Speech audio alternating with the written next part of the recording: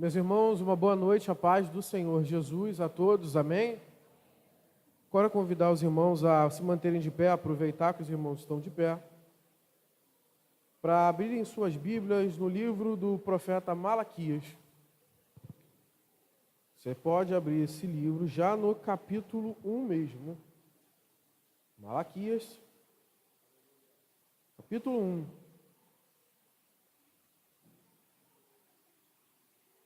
O último livro do Antigo Testamento,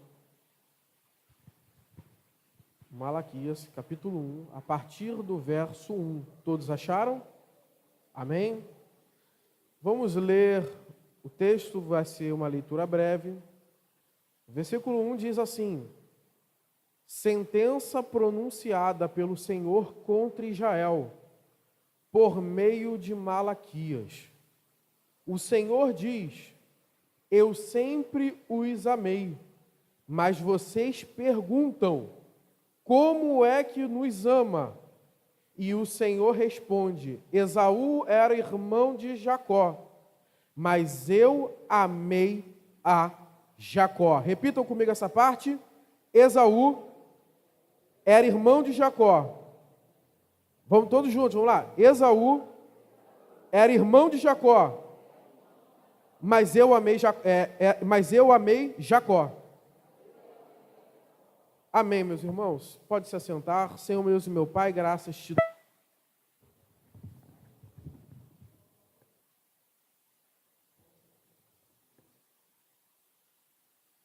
Som.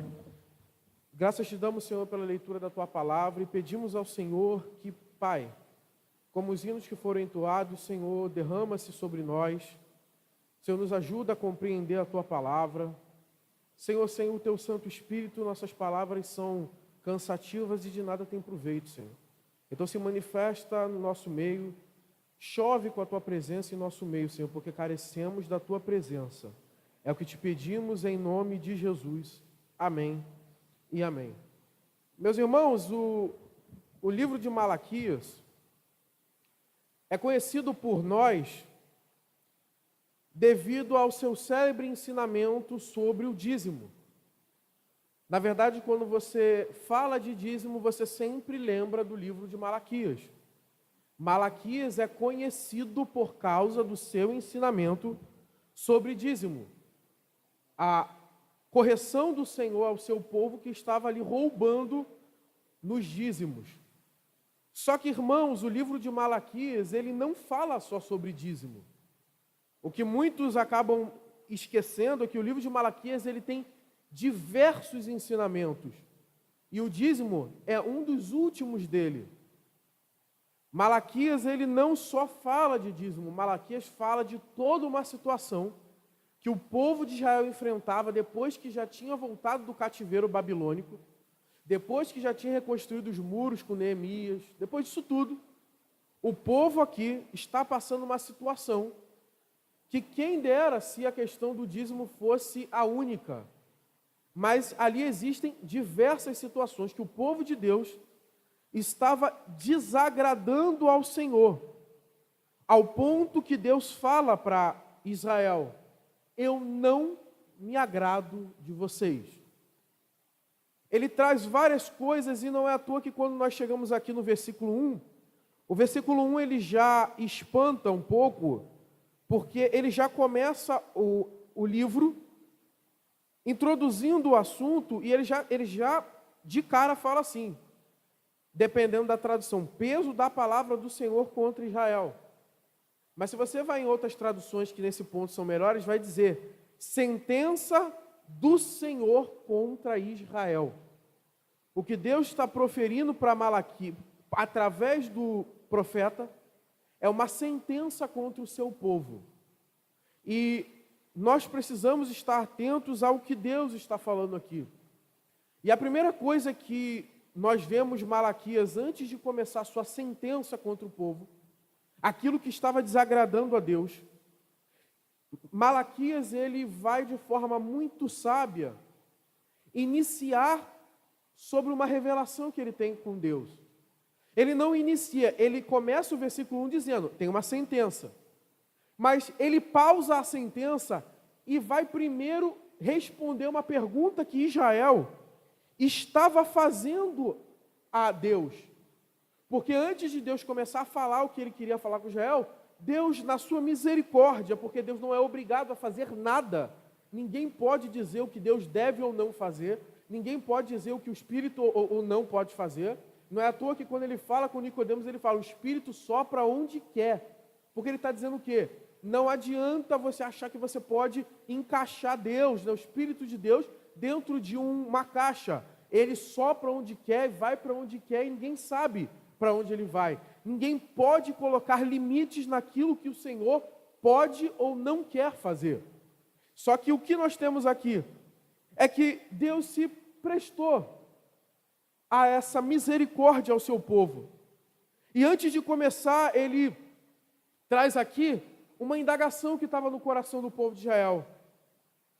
Eu vos amei, diz o Senhor, mas vós dizeis, em que tem nos amado? Aqui Deus está respondendo uma pergunta que o povo estava fazendo, estava se perguntando. O que que Deus tem nos amado? O que que Deus fez por nós? O que que Deus nos deu? O povo de Israel estava numa situação de tanta murmuração e incredulidade, que eles estavam nos seus corações indagando. O que Deus nos amou? E isso é uma característica de uma pessoa que deixa a incredulidade, deixa a murmuração tomar o seu coração, ao ponto de até indagar. Você pode, às vezes, não falar com os outros, mas você indaga. Onde está Deus? O que Deus me amou? Onde Deus me ama? E o que o texto vai responder é lindo, vai dizer assim, você era irmão de Esaú. Você, Jacó, era irmão de Esaú. Ele está lembrando a Israel que quem era o primogênito era Esaú. Quem era a continuidade da linhagem que Deus havia escolhido para trazer o Messias, que ele havia preparado para ser o povo escolhido, era o do primogênito.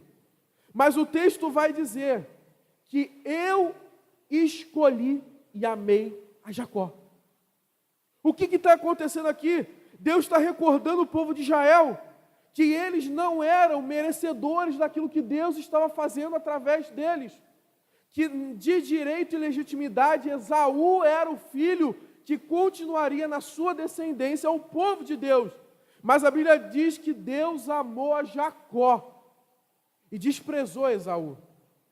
A Bíblia diz que Deus escolheu Jacó quando ele não era o primogênito, quando ele ainda havia enganado o seu irmão. O texto está dizendo, Israel, eu amei vocês. E a mesma coisa acontece conosco hoje, às vezes em momentos de dificuldade, em períodos de calamidade, vem o nosso coração, pergunta, onde está Deus? Será que Deus me ama? E Deus está nessa noite nos recordando o que Ele fez por nós. Assim como Ele fez com Jacó, que não era merecedor, não tinha legitimidade para ser escolhido por Deus, para receber as bênçãos da linhagem abrâmica, para receber as bênçãos daquela linhagem messiânica, Deus está dizendo, assim somos nós. O texto de Romanos 5 vai dizer, mas Deus prova o seu amor. Deus não precisa provar nada. Mas Ele diz, Romanos 5,8, Deus prova o seu próprio amor para conosco, pelo fato dele ter morrido por nós, quando ainda éramos pecadores.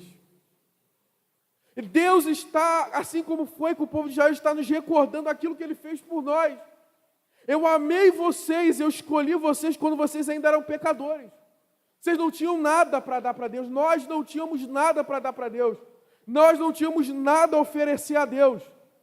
Nós estávamos jogados e afundados em nossos pecados. Quantos que estão aqui não vieram de um lar cristão? Deus resgatou do lugar mais sujo e imundo que tinha que se resgatar. Deus tirou da imundície, Deus tirou do lugar mais fétido. Deus amou e escolheu quando ainda éramos pecadores. Aí Ele vai dizer, logo, como Cristo morreu quando ainda éramos pecadores, logo muito mais, Paulo vai dizer, agora sendo justificados pelo seu sangue, seremos por Ele salvos da ira. Porque se nós, quando inimigos, fomos reconciliados com Deus mediante a morte do seu Filho, muito mais agora, estando nós reconciliados com Ele, seremos salvos pela sua vida. Ele está recordando o povo que se esqueceu de Deus, se esqueceu daquilo que Deus fez. Às vezes nós nos esquecemos do que Deus fez por nós. Tem horas que nós achamos que nós estamos tendo o que temos porque merecíamos. E Deus lembra Israel, vocês não mereciam nada, mas eu escolhi vocês. Muitos dos senhores estão aqui sendo usados por Deus. Nós estamos aqui sendo usados por Deus, não porque merecemos alguma coisa, mas o Senhor nos escolheu e nos capacitou para isso. Nós não podemos esquecer daquilo que Deus fez por nós. Deus, Ele, se tivesse esperado de nós merecimento em algo, jamais estaremos aqui. Mas o Senhor, Ele não vê isso. Ele morreu por nós ainda quando éramos pecadores. Quando ainda não tínhamos nem noção de Deus e da lei de Deus, Jesus já pensou em nós na cruz. Ele já havia morrido por nós. E Deus, Ele responde essa indagação de Malaquias. Porque Ele vai começar a falar com o povo. Porque Ele vai mostrar para o povo, respondendo que amou a Jacó, Ele vai mostrar para o povo que eles não tinham motivo para estar reclamando. E Deus vai começar a fazer críticas sobre, no mínimo, 3 grupos aqui em Israel. Ele vai criticar os líderes, ele vai criticar os maridos, e aí depois no final, do capítulo 3 para o 4, ele vai criticar o povo de Deus, em geral. E a primeira coisa que ele começa a criticar, ele começa a trazer a sua sentença. O texto de Malaquias 1:8 vai dizer: porque vocês trazem animais cegos para sacrificar, vocês fazem mal, e quando ofereceis o coxo ou o enfermo, fazem mal. A primeira coisa que Deus vai trazer de sentença e chamar a atenção dos líderes do povo é que eles estavam deixando o povo trazer para sacrifício animais defeituosos. Deus proibia que os animais fossem defeituosos. Eles tinham que ser sãos, jovens. Só que o povo está trazendo animais doentes, animais enfermos, animais velhos, animais deficientes. E ele vai dizer: vocês deixam o povo trazer isso para me oferecer. E aí ele diz mais ainda o seguinte, no versículo 8: ora, apresenta-o ao teu príncipe, terá ele agrado de ti, ou aceitará ele a tua pessoa? O que Deus está fazendo com Israel aqui? E é uma mensagem para nós. Ele vai dizer assim: o que vocês me oferecem, oferece para os teus governantes. Oferece para os teus líderes civis, né, políticos. Oferece para eles, para ver se eles vão gostar disso. O que Deus está falando? Para os teus príncipes vocês dão os melhores. Para os governantes vocês dão o melhor. Mas para mim, que sou o Deus de vocês, vocês dão coisa coxa, doente e enferma. Aí você pode se perguntar: mas Vitor, a gente não está mais na antiga aliança. Nós não levamos mais sacrifícios a Deus. Ninguém nunca matou aqui um bode na igreja. Nunca matou uma galinha, ninguém não faz isso. Então o que de Malaquias serve para nós hoje? Serve naquilo que Paulo vai contextualizar para o Novo Testamento. Paulo vai dizer em Romanos 12: rogo-vos, pois, irmãos, que apresentei os vossos corpos como sacrifício vivo, santo e agradável a Deus, que é o vosso culto. Então, contextualizando para nós hoje, para a nova aliança, nós não trazemos animais. Hoje o nosso culto somos nós mesmos, é o nosso corpo que é entregue para Deus. E ele vai falar: é o vosso corpo vivo, santo e agradável. Ele vai dar 3 características: vivo, santo e agradável. E o que ele está falando aqui? Ele está falando primeiro com os líderes. Ele está falando com os líderes. Isso serve para nós, pastores, presbíteros, líderes de departamento, serve para nós. Ele não está só falando com o povo, porque aqui ele está falando com a liderança de Israel. Vocês estão deixando o povo trazer esse tipo de sacrifício para oferecer a mim. Irmãos, nós que somos chamados à liderança, o presbitério é chamado à liderança, os departamentos que têm os seus líderes abaixo do pastor, isso não é uma coisa à toa. Isso é uma responsabilidade espiritual.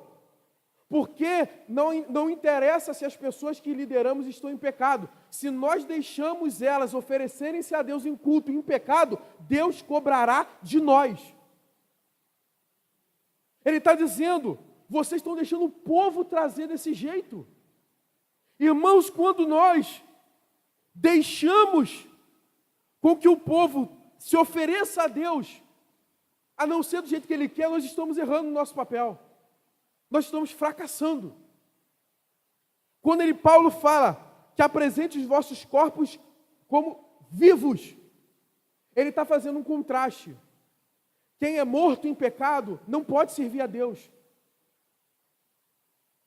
É por isso que muita gente, é muito comum isso, e eu dou aula disso às vezes de eclesiologia, é comum pessoas perguntarem, mas a gente vai impedir uma pessoa de porque ela pecou, de servir na igreja, isso aí vai jogar ela para o diabo no mundo. Gente, isso não existe.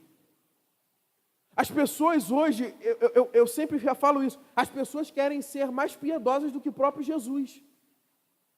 As pessoas querem achar que cuidam melhor da igreja do que o próprio Cristo.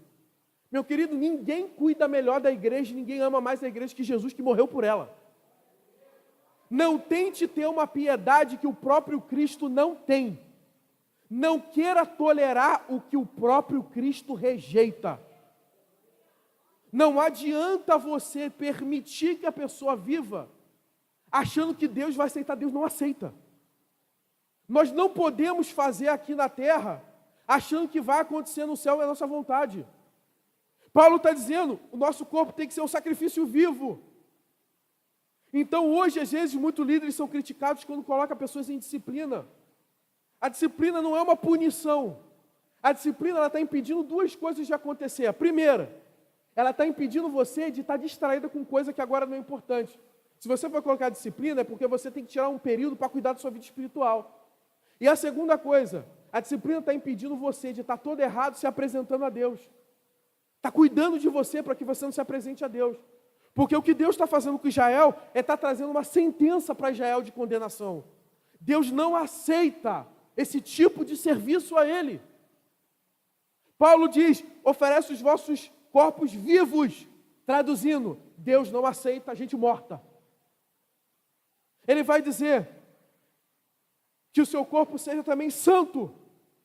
Deus não aceita gente que vive uma vida que não é em santidade, de estar servindo Ele. Deus não aceita, nós precisamos sim, como líderes, sermos sim criteriosos e chatos, porque nós não estamos nos servindo. O culto não é só um lugar que nós, a igreja, o serviço religioso, ele não é só uma coisa de se encontrar com os irmãos, nós estamos aqui oferecendo a Deus algo. Nós estamos colocando diante de Deus, nós estamos prestando um culto a Deus. E a Bíblia vai dizer que Deus está condenando Israel. Primeiramente os seus líderes. Vocês colocam coisas diante de mim, vocês permitem coisas diante de mim que eu desprezo. E ele vai dizer, para os seus príncipes vocês não dão isso. Irmãos, muitos de nós, para quando é para político, a gente se prepara diferente. Quando é para gente importante, a gente se prepara diferente. Ele está dizendo o seguinte aqui, vocês na vida de vocês secular, vocês se preparam, mas comigo não é assim. Irmãos, quantos de nós aqui não está errado não, vai estudar mesmo. Vai trabalhar, vai estudar, vai fazer alguma coisa da vida. Mas quantos de nós, irmãos, dedicamos anos da nossa vida a uma profissão, mas não dedicamos a Deus uma vida em santidade igual? Ele está falando, vocês dão mais importância para os seus líderes aí civis do que para mim. Vocês se importam mais, traduzindo, com coisas desse mundo do que comigo. Vocês se preparam muito mais para a vida de vocês aí fora do que para viver comigo. E ele está chamando a atenção dos líderes. Vocês não podem aceitar isso. Vocês não podem permitir que isso venha a ser oferecido para mim. Isso não pode acontecer. E a segunda coisa é que Deus vai chamar a atenção do povo de Israel. Ele vai chamar a atenção, ele vai dizer no capítulo 2, 6, se você puder estar aí, abra comigo e acompanhe. Ele vai dizer, ele vai falar de Eli aqui, ele vai falar sobre uma coisa aqui da tribo de Levi. A verdadeira, versículo 2, 6, a verdadeira instrução esteve na sua boca. Nenhuma injustiça se achou nos seus lábios. Ele andou comigo em paz e retidão e afastou muitos da iniquidade. Porque os seus lábios do sacerdote devem guardar o conhecimento, e a sua boca de todos deve guardar a instrução, porque ele é mensageiro do Senhor dos exércitos. Mas vocês se desviaram do meu caminho. Por meio da sua instrução levaram muitos a tropeçar. Vocês violaram a aliança de Levi, diz o Senhor dos exércitos. Por que isso? Porque também eu fiz desprezíveis e indignos diante de todo o povo. Vocês não guardam os meus caminhos, se mostram parciais na aplicação da lei. A segunda chamada de atenção que Deus vai chamar aos líderes. Ele está chamando a atenção deles falando o seguinte, ele está apontando para os sacerdotes que viviam bem. Ele vai falar, esses homens tinham instrução na sua boca. Esses homens andavam comigo em retidão. Esses homens guardavam o conhecimento em sua boca. E as pessoas que buscavam instrução eram afastadas da iniquidade. O que ele está ensinando aqui? Quem quer ser líder, quem quer liderar, precisa mais do que todos ter uma vida de instrução na palavra de Deus. Não é à toa que Paulo vai dizer, quando fala do presbitério da igreja, que são os líderes, Paulo vai falar mais de 10 coisas sobre o caráter do presbítero. É tudo sobre caráter. Não bate mulher, não é bêbado, é hospitaleiro. Ele vai falar um monte de coisa. Tem domínio próprio, ele vai falar um monte de coisa. Mas só tem uma coisa que ele vai falar para o presbitério, que é um atributo de qualidade de saber algo, porque o resto é tudo do caráter. Só tem uma coisa que ele vai falar, isso você tem que ter. Ele vai dizer que o presbítero deve ser aquele. Para Tito ele vai dizer que guarda a sã doutrina daqueles que questionam. E para Timóteo ele vai dizer que o presbítero deve ser aquele instruído na palavra. Irmãos, não existe liderança que não conhece a palavra de Deus. A gente hoje, às vezes, nós temos líderes que nunca nem leram a Bíblia toda e querem liderar o povo de Deus. Nós temos hoje pessoas que querem pregar, querem ensinar, querem dar aula, querem ser pastor de congregação, querem ser pastor, mas não conhecem nem as Escrituras. Quantos de nós queremos ser líderes e estamos achando que estamos liderando algo no trabalho? No seu trabalho você faz MBA, você faz um técnico, você faz alguma coisa, mas para liderar o povo de Deus você tem que ser muito bem formado na palavra de Deus. Não existe isso de alguém querer ser líder e não ter uma vida pautada nas Escrituras. É o que ele está dizendo aqui, por meio da boca de vocês, vocês levaram pessoas a tropeçar. Líderes que não têm uma vida dedicada à instrução do Senhor, da palavra do Senhor, o que sai da sua boca é tropeço para o povo de Deus. Não existe isso, ele está falando, vocês se desviaram dos meus caminhos, vocês não guardam os meus mandamentos. Não se importam em estudar, não se importam em conhecer a palavra de Deus. Deus está condenando isso. Vocês não podem ser líderes assim. Não existe isso de guiar o povo de Deus sem conhecer o que Deus, o próprio Deus fala. E ele vai continuar a sua sentença. E quando ele chega no capítulo 2, que nós já estamos, ele vai dizer agora não aos líderes, mas agora ele vai descer aos homens. E ele vai dizer, dizeis por quê? Porque o Senhor foi testemunha entre ti e a mulher da tua mocidade, com a qual tu foste desleal, sendo ela a tua companheira e a mulher do teu concerto. E não fez ele somente um, sobejando-lhe o espírito. E por que somente um? Ele buscava uma semente de piedade. Portanto, guardai-vos em vosso espírito. Ninguém seja desleal com a mulher da tua mocidade, porque o Senhor Deus de Israel aborrece o repúdio E aquele que encobre a violência as suas vestes, diz o Senhor dos Exércitos. Portanto, guardai-vos em vosso espírito, que não sejais desleais. Deus, antes de ir para o capítulo 2, aparece um texto muito interessante aqui. No versículo 1:13, ele vai dizer que o povo de Deus faz uma outra reclamação. E ele vai dizer assim no versículo 13 do capítulo 1: E dizeis ainda, eis aqui canseira, e o lançaste ao desprezo, diz o Senhor dos Exércitos. Olha que interessante esse texto. Esse texto, ele passa às vezes batido. Ele está falando de uma reação que o povo de Deus está tendo com o culto a Deus, com o serviço a Deus, com a obra de Deus. E dizeis, eis que canseira. O que está acontecendo com Israel? Servir a Deus para eles está sendo algo que gera canseira. Irmãos, quando Deus está chamando a atenção do povo, Ele está mostrando que antes o culto era o que trazia alegria ao povo de Deus. Quando você vê Esdras e Neemias, Esdras ele reúne o povo chora, se alegra, louva ao Senhor, se arrepende dos seus pecados. Mas agora ele está falando para o povo, vocês agora olham para o culto, olham para servir a Deus, a vida com Deus, e vocês falam, que canseira. A tradução algumas diz, que coisa enfadonha. É isso que ele está falando aqui. Irmãos, e aí Deus está falando que Deus não está junto com o povo por causa do erro do povo. Ele começa falando dos líderes, agora ele vai falar dos homens. É uma mensagem que não é para as mulheres, só para os homens. Ele vai dizer, vocês são desleais com a mulher da vossa mocidade. Irmãos, o que antes a gente não suportava, a gente está suportando hoje em dia. Irmãos, que coisa difícil é você encontrar um pastor que só tem uma mulher. Isso é muito difícil hoje em dia. Isso é muito difícil. A maioria já está no segundo, terceiro casamento. O que antes era insuportável, hoje a gente tolera.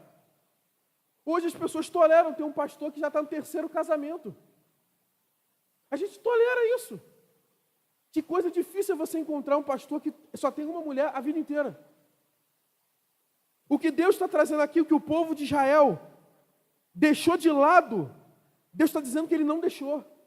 E Ele está chamando a atenção dos homens. Vocês foram desleal à mulher que vocês escolheram. E Deus está falando uma coisa mais aqui. Porque o Senhor foi testemunha entre ti e a mulher da tua mocidade. O que Deus está falando? Aquilo que tu prometeu diante de mim que ia fazer, eu fui testemunha. Eu vi o que vocês fizeram. Eu vi o que você prometeu diante de mim. Na alegria, na tristeza, na saúde, na doença, na riqueza, na pobreza. Eu vi. O que você prometeu, eu fui testemunha. Quando ele fala, você foi desleal, ele está falando, vocês não cumpriram com o que vocês tinham que fazer. Nós não podemos tolerar o que Deus não tolera. A mensagem, principalmente, que os homens estão aqui dizendo, não sejam desleais às vossas esposas, diz o Senhor. Deus cobrará o seu povo por isso. Não podemos tolerar isso no nosso meio. É óbvio que a Bíblia tem exceções e tem motivos excepcionais para o divórcio. A gente sabe disso. Mas no nosso meio as pessoas estão se divorciando por motivos fúteis.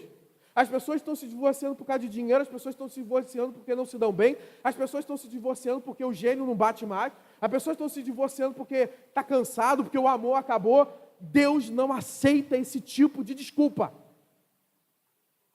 Você pode enganar o pastor, você pode enganar os seus pais, você pode enganar a sua liderança, mas você não pode enganar a Deus. Se você for desleal com a mulher que Deus te deu, Deus te julgará. E não adianta mentir. E a Bíblia ainda vai dizer mais, Jesus vai dizer que aquele que casa com a pessoa que se divorciou, que não está diante daquilo que Deus permite para o divórcio, cai ainda em adultério.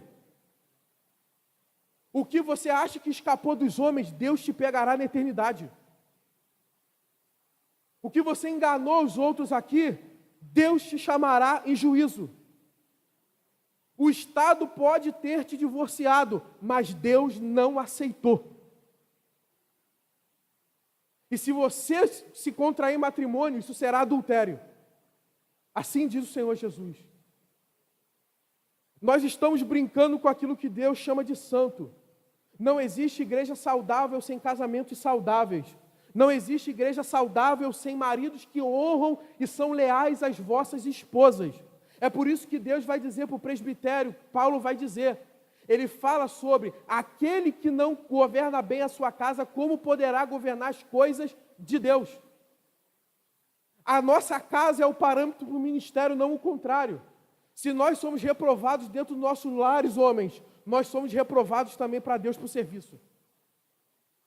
Não adianta encobrirmos, podemos ser ótimos obreiros aqui. Se somos reprovados diante do lar, nós seremos reprovados diante de tudo, porque o Senhor é testemunha da nossa deslealdade.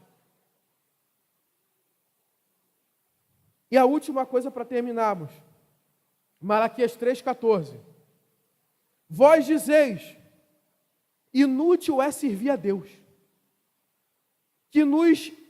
Que proveito nós temos em cuidar e guardar os seus preceitos, e em andar de luto, diz o Senhor dos Exércitos. Ora, pois, nós reputamos por bem-aventurados e soberbos.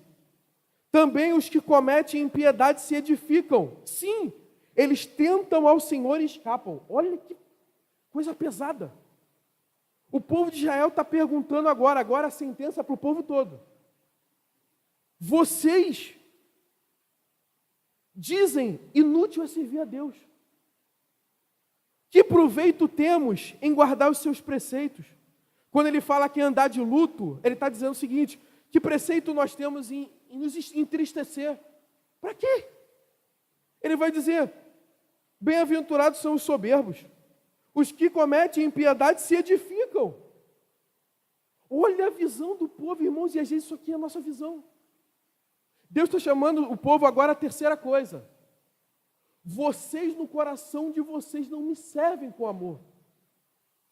Vocês, por terem uma visão errada do que é servir a Deus, vocês estão me questionando agora.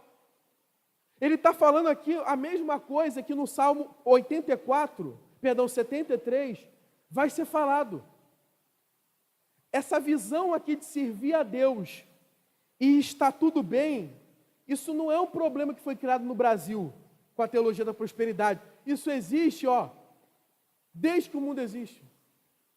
Eles estão aqui pensando, que proveito temos em servir o Senhor? Os ímpios estão bem e edificam-se, e está tudo bem com eles. O Salmo 73 vai falar sobre isso, o salmista vai dizer que ele quase se desviou porque ele olhava para o ímpio e via o ímpio bem, e ele nas suas camas só tinha dores. E aí Deus está chamando a atenção do povo no seguinte, vocês questionam se vale a pena me servir pelo que eu tenho para dar para vocês ou pelo aquilo que eu sou? O povo de Israel não estava mais contente de servir a Deus porque eles não estavam na cabeça deles tendo nada de proveitoso. Aqui você começa já a mentira satânica. Você serve a Deus e sua vida está como aí? Está vendo o ímpio? Está com um Honda Civic. E você?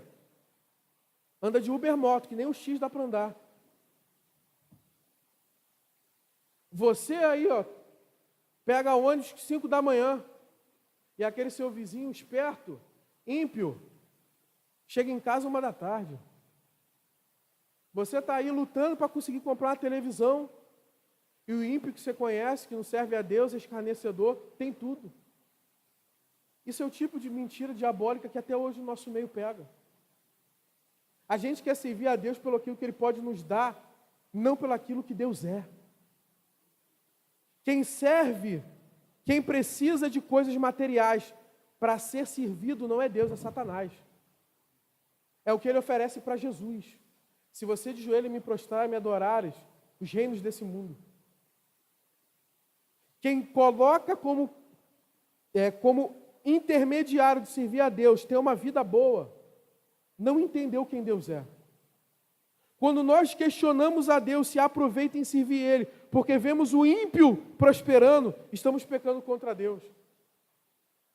quando nós questionamos a Deus e vemos e, na verdade, invejamos o ímpio, nós estamos dizendo para Deus que nós preferimos mais bens do que Ele próprio. O que Deus está chamando a atenção do povo é o seguinte: vocês não me servem porque realmente me amam. Diferente de mim que amei vocês, vocês não me amam, vocês estão comigo porque vocês têm um interesse. Vocês têm o interesse de terem sido protegidos dos inimigos, vocês têm o interesse de ter reerguido o muro de Jerusalém, vocês têm interesse. Vocês não têm uma fé verdadeira, vocês têm uma fé fingida. Quantos de nós, quando bate o desespero e a dificuldade, a nossa fé se abala? É por isso que Jesus vai dizer no seu célebre sermão, quando ele vai falar sobre o sermão, a parábola da semeadura, ele vai dizer: a semente caiu e deu fruto, mas ela cresceu, deu fruto, mas os espinhos sufocaram. Aí Jesus vai explicar para os discípulos: que espinhos são esses? Aí Jesus vai explicar: os espinhos são dependendo da tradução, vai dizer, são as preocupações e as concupiscências desse mundo. Quantos de nós, irmãos, só ficamos bem com Deus quando está tudo bem? Quantos de nós só servem a Deus quando está com o carro, está com tudo bem, está ganhando o que quer, mas na primeira adversidade que aparece, Deus é o primeiro a ser descontado alguma coisa? Deus está dizendo: não aceito isso de vocês. Ele vai dizer aqui no capítulo 2, eu não tenho prazer em vós. Irmãos, nosso Deus não é como os deuses pagãos. Não é como esses deuses que nós vemos no candomblé, o banda, que a gente vai lá, faz um trabalho, uma pipoca, um uísque e está tudo bem. Não é assim. O nosso Deus não é o Deus que você joga uma oferta de alguma coisa e acha que está tudo bem. Não. O nosso Deus exige que o seu povo, assim como Ele nos amou, Ele exige que o seu povo o ame independente de qualquer coisa. Porque Deus nos ama independente de qualquer coisa. Porque se não fosse o amor de Deus, os nossos pecados já haviam nos consumido. Se não fosse o amor de Deus, os nossos talentos não adiantariam. Deus já teria nos deixado cair diante da sua ira. Então Deus não aceita menos. Se Ele está dizendo: se eu amo vocês, independente da fraqueza de vocês, vocês têm que me amar independente de qualquer coisa. É por isso que no nosso tempo, teologias como da prosperidade, teologias do coach e toda sorte de baboseira tem tanta preeminência. Porque as pessoas querem servir a Deus como uma forma de ganho. E Deus não é nossa muleta. Deus pode abençoar? Pode, Ele é bom, Ele é Pai. Mas servir a Ele por isso, Deus não aceita. O nosso coração tem que estar voltado inteiramente para Deus. A nossa mente tem que estar no céu. Irmãos, que o Senhor nos ajude, para que Deus, assim como falou para Malaquias, Ele não fale para nós: eu não tenho prazer em vós. Para que Deus, por causa dos nossos erros, nós não cheguemos ao ponto como o povo de Israel chegou. Tem um enfado em te servir, é cansativo. Irmãos, servir a Deus sem o poder de Deus, sem a presença de Deus, sem o derramamento de Deus, sem a manifestação de Deus é cansativo. Cansa mesmo. Cansa vir para a igreja, cansa orar, cansa ler Bíblia, cansa o culto, cansa tudo. Você começa o culto, você já está querendo ir embora. Você já está olhando para mim, quer ir embora. É cansativo. Que Deus nos ajude a não nos encontrarmos como Israel. Estarmos diante do juízo de Deus. Diante de uma vida sem a presença de Deus. De uma vida cansativa diante de Deus. De uma vida murmuradora diante de Deus. Que Deus nos ajude a sermos sacrifícios vivos, santos e agradáveis, diante do seu altar. Que Deus nos abençoe em nome de Jesus.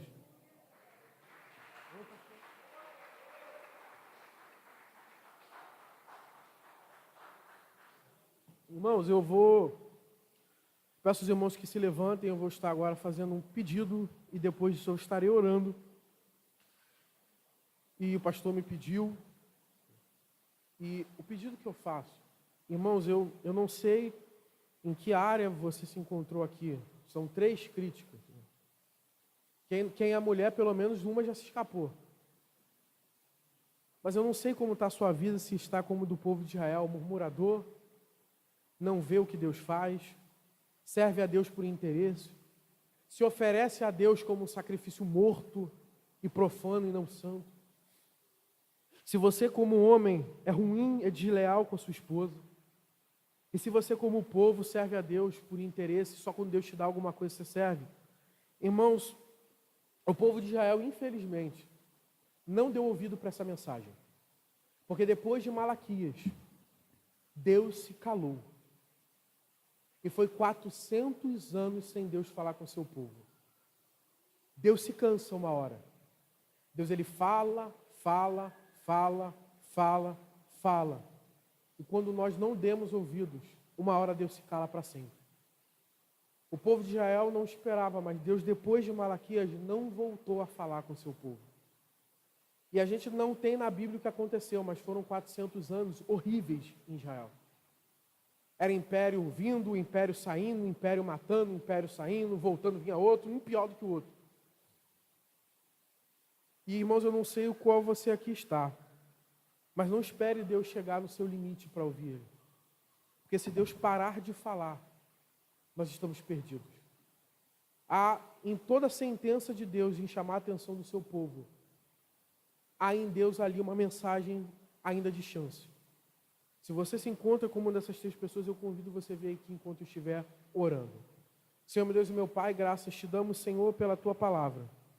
E, Pai, pedimos ao Senhor, Pai, que o Senhor não nos deixe, Senhor, Pai, nos dê temor, meu Deus, nos dê temor, Senhor. Como líderes de não permitir algo ser oferecido para Ti por quem não pode, Senhor. Pai, nos dá temor, Senhor, porque às vezes negligenciamos a Tua palavra, Senhor. Pai, negligenciamos o Teu conhecimento, Senhor, nos perdoe. Pai, como maridos, Senhor, às vezes somos desleais com as nossas esposas. Às vezes nos esquecemos do que prometemos diante de Ti, Senhor, naquele dia do matrimônio. Se esquecemos que o Senhor estava presente ali e somos desleais naquilo que prometemos, Senhor. Pai, como Teu povo, Pai, às vezes servimos ao Senhor por interesse. Quando o dinheiro não bate, o salário não bate, nós não oramos, não lemos a Bíblia, não viemos para a igreja, ficamos de cara feia, como se isso fosse mudar, mas Senhor, nos perdoa, Senhor. Senhor, não faça como o Senhor fez com Israel, que não tinha mais prazer nele, Senhor. Pai, nos corrige, para que possamos ser agradáveis ao Senhor, para que podemos ser santos diante do Senhor. Pai, tem misericórdia de nós, Senhor. Pai, tem misericórdia dessa igreja, Senhor. Pai, não afasta de nós o Teu Espírito, Senhor. Abre os nossos ouvidos para escutar a Tua palavra, Senhor. Pai, não desiste de nós, Senhor, porque sem o Teu Espírito somos vazios, mas com o Teu Espírito, Senhor, somos mais do que vencedores, Senhor. Pai, em nome de Jesus, santifica os altares, Senhor, dos nossos corações. Santifica, Senhor, os altares dos nossos corações, Senhor. Vivifica aquilo que está morto, Senhor. Santifica aquilo, Senhor, que está, Pai, desviado, Senhor. Pai, e torna agradável aquilo que o Senhor não agrada, Senhor. Pai, pedimos ao Senhor, tem misericórdia do Teu povo, Senhor. Não faça, Senhor, não deixe acontecer com nós o que aconteceu com o povo de Israel. É o que te pedimos, Senhor, em nome de Jesus, Senhor. Em nome de Jesus. Amém e amém, Senhor.